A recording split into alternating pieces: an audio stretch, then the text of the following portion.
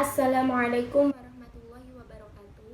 Perkenalkan, nama saya Indra Yuliati Ningsih, mahasiswa magang 2 di MA Alif Melangkapan dari IAIN Tulungagung periode 2021, mengampu mata pelajaran akidah akhlak untuk kelas 10.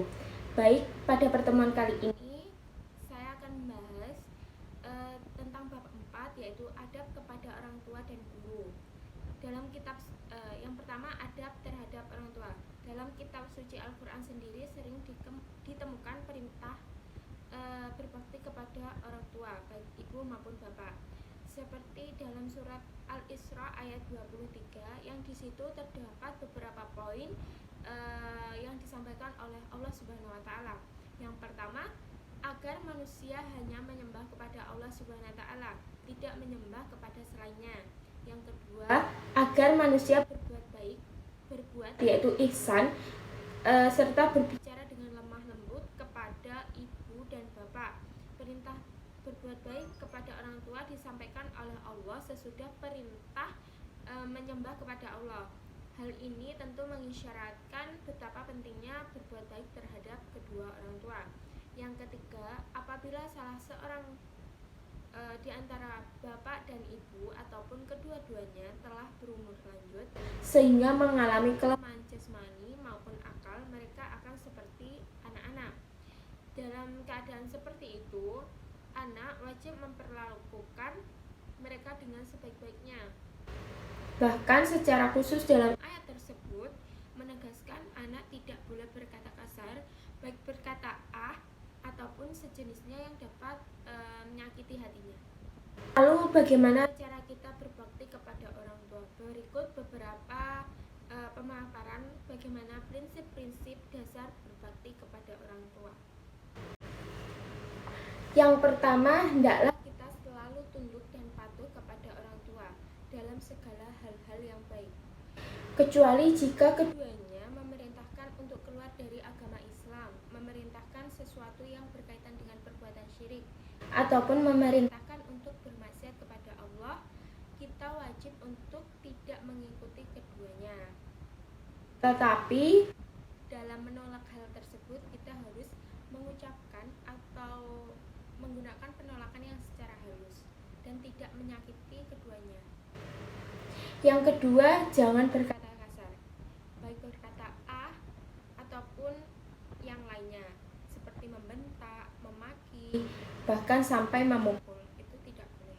Yang ketiga, pada saat kedua orang tua atau salah satunya sudah mencapai usia lanjut, kita harus berbuat baik kepadanya, sebagaimana orang tua kita merawat kita dari sejak kecil sampai hingga dewasa seperti ini. Selanjutnya, yang keempat, selalu berusaha bersikap dan bertutur kata yang menyenangkan hati dan menghindari hal-hal yang menyusahkan hati kedua orang tua. Yang kelima, dilarang durhaka kepada orang tua, baik ibu maupun bapak, sebab itu termasuk golongan dosa yang besar. Aku kabarkan kepadamu tentang dosa besar yang paling besar itu ada 3 macam. Para sahabat menjawab, baik ya Rasulullah. Bersabdalah Nabi, yaitu syirik kepada Allah, durhaka kepada orang tua, dan menjadi saksi palsu. Itu dalam hadis riwayat Bukhari. Yang keenam, menanggung dan menafkahi orang tua. Yang ketujuh, tetap memperhatikan orang tua walaupun sudah mempunyai istri dan anak. Jadi, misal kalian sudah berumah tangga kelak, janganlah kalian lupa akan orang tua kalian. Apalagi biasanya itu anak yang sudah sukses itu melupakan orang tua. Kita harus tetap baik dan harus merawat orang tua kita sebaik-baiknya, sebagaimana orang tua kita itu merawat kita dari kecil hingga kita menjadi sukses seperti ini. Yang kedelapan, berbuat baik kepada sahabat orang tua setelah orang tua wafat. Di sini dijelaskan dari Abi Usaid Malik bin Rabi'ah berkata, ketika kami berada di samping Rasulullah SAW,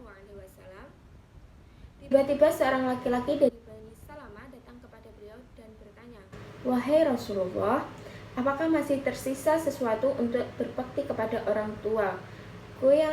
Kepada orang tuaku yang keduanya sudah meninggal.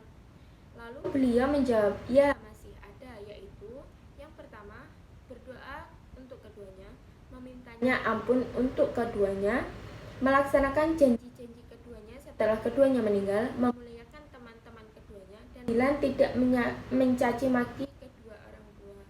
Jadi jangan menghina, mengungkit-ungkit kebaikan yang telah kita lakukan kepada orang tua, karena itu bisa menyakiti hati orang tua. Padahal orang tua itu tidak pernah menghitung jasa atau kebaikannya dia saat merawat kita. Terus yang ke-10, senantiasa memanjatkan doa untuk kedua orang tua, baik yang masih hidup maupun yang sudah wafat. Yang selanjutnya ialah adab terhadap guru. Yang menjadi orang tua kita selain orang tua yang melahirkan kita adalah orang yang memberikan kita pengetahuan baik dalam bidang agama maupun dalam bidang ilmu pengetahuan, yaitu seorang guru. Guru adalah pahlawan tanpa tanda jasa yang sangat berjasa besar bagi seorang murid dan masyarakat, bahkan memiliki jasa besar terhadap kemajuan bangsa dan negara.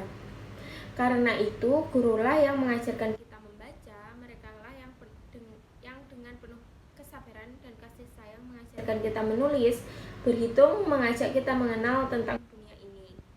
Kita tidak akan menjadi pintar tanpa bimbingan seorang guru, dan kita tidak akan menjadi sukses seperti ini tanpa bantuannya juga.